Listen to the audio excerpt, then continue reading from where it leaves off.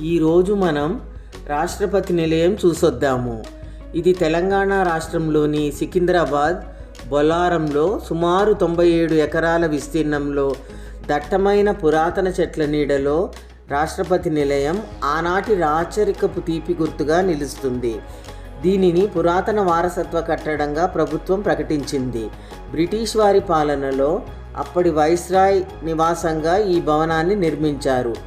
ఆ తరువాత నిజాం ప్రభువులు దీనిని స్వాధీనం చేసుకున్నారు. 1950లో కేంద్ర ప్రభుత్వం దక్షిణాదిలో రాష్ట్రపతికి విడిదిగా దీనిని తీర్చిదిద్దారు.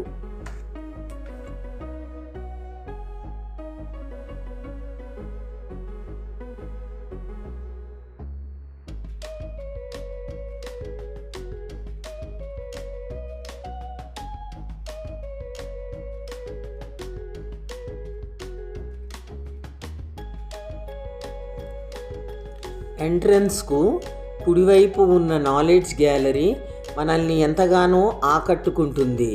దీనిని ద్రౌపది ముర్ము గారు మన రాష్ట్రపతి జాతికి అంకితం చేశారు. బయట ఓపెన్ ల్యాండ్లో ఆనాటి లిమోసిన్ కార్, గుర్రపు బంకి ప్రదర్శనకు ఉంచారు. లోపల మన ప్రస్తుత రాష్ట్రపతి ద్రౌపది ముర్ము గారి మైనపు విగ్రహం, వివిధ రాష్ట్రపతుల చిత్రపటాలు, మన జాతీయ చిహ్నం, మెడల్స్, ఇంకా ఎన్నో ఆనాటి వస్తువులను భద్రపరచబడిన గదులను మనము సందర్శించవచ్చు. ఇక్కడ చూసే పెద్ద రాతిపై దేశంలోని అన్ని ముఖ్యమైన విశేషాలను రంగులలో చిత్రీకరించారు. ఉద్యాన్ ఉత్సవ్ సందర్భంగా ప్రాంగణం మొత్తం అందమైన పూలతో ఏనుగులు, నెమళ్ళు మొదలైన వాటిని ప్రదర్శించారు.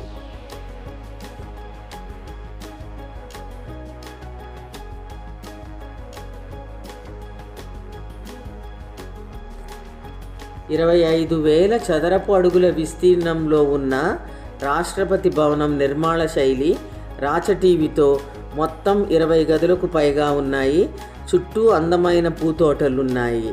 ఏటా కొన్ని రోజుల పాటు రాష్ట్రపతి గారు దక్షిణాది పర్యటనకు వస్తుంటారు.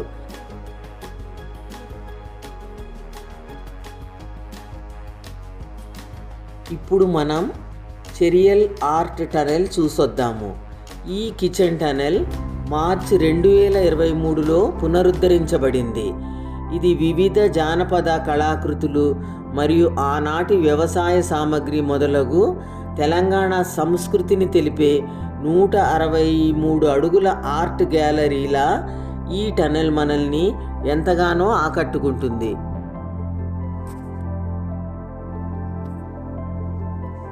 ఫ్లాగ్ పోస్ట్ 1948లో రాచరిక రాష్ట్రం నుంచి ఇండియన్ యూనియన్లో విలీనమైన తరువాత మొదటిసారిగా జాతీయ జెండాను ఇక్కడ ఎగురవేశారు.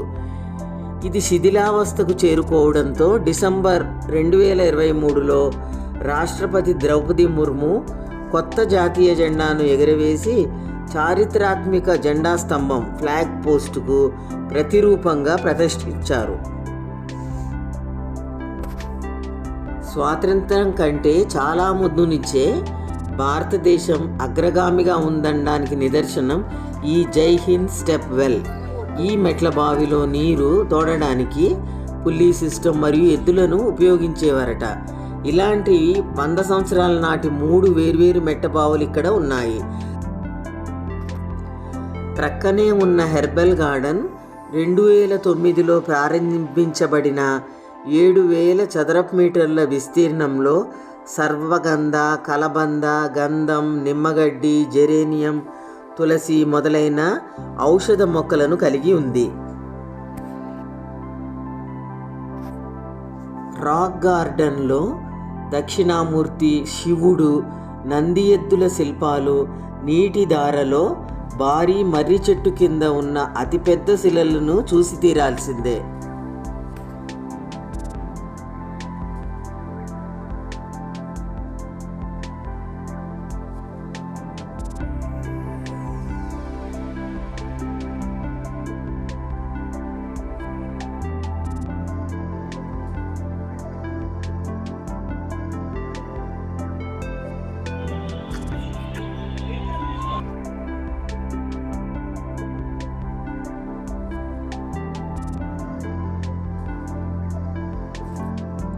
నక్షత్ర వాటికలో వివిధ రాశి చక్రాల గుర్తులు మరియు గ్రహాలకు సంబంధించిన చెట్లను ప్రదర్శించారు.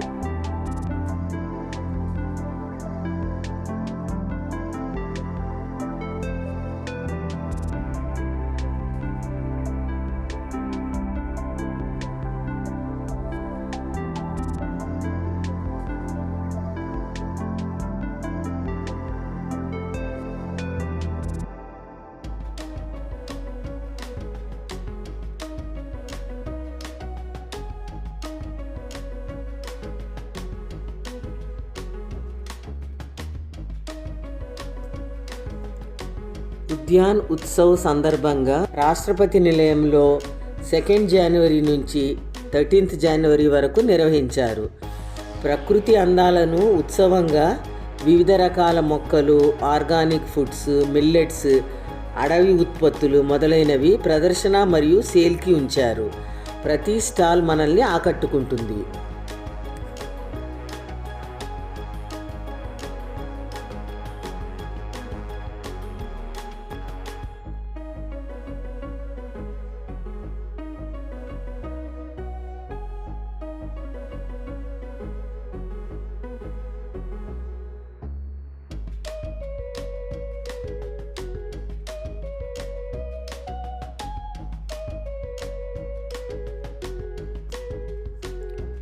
ఉద్యాన్ ఉత్సవ్ సందర్భంగా ప్రతిరోజు జరిగే సాంస్కృతిక కార్యక్రమాలు మనల్ని కట్టిపడేస్తాయి. వివిధ రాష్ట్రాల నుంచి కళాకారులు భరతనాట్యం, కూచిపూడి, ఫోక్ డ్యాన్స్, నిప్పులతో వీరనాట్యం మొదలైనవి అద్భుతంగా ప్రదర్శించారు. ఈ అందమైన రాష్ట్రపతి నిలయాన్ని అందరూ తప్పక సందర్శించగలరు. ఉద్యాన ఉత్సవ సందర్భంగా రాష్ట్రపతి నిలయం విజిట్ చేయటానికి ఫ్రీ ఎంట్రీ ఉంది. కానీ మిగతా రోజుల్లో ఒక్కొక్కరికి 50 రూపాయలు ఛార్జ్ చేస్తారు. పార్కింగ్ సౌకర్యం కూడా కలదు. సందర్శన వేళలు ఉదయం 10 గంటల నుంచి సాయంత్రం 5 గంటల వరకు. అన్ని పబ్లిక్ హాలిడేస్లో ఇది మూసివేసి ఉంటుంది. ఈ వీడియోని చివరి వరకు చూసినందుకు మీకు మా యొక్క ధన్యవాదములు. దయచేసి ఈ వీడియోని లైక్ చేసి మా ఛానల్ని సబ్స్క్రైబ్ చేయగలరు.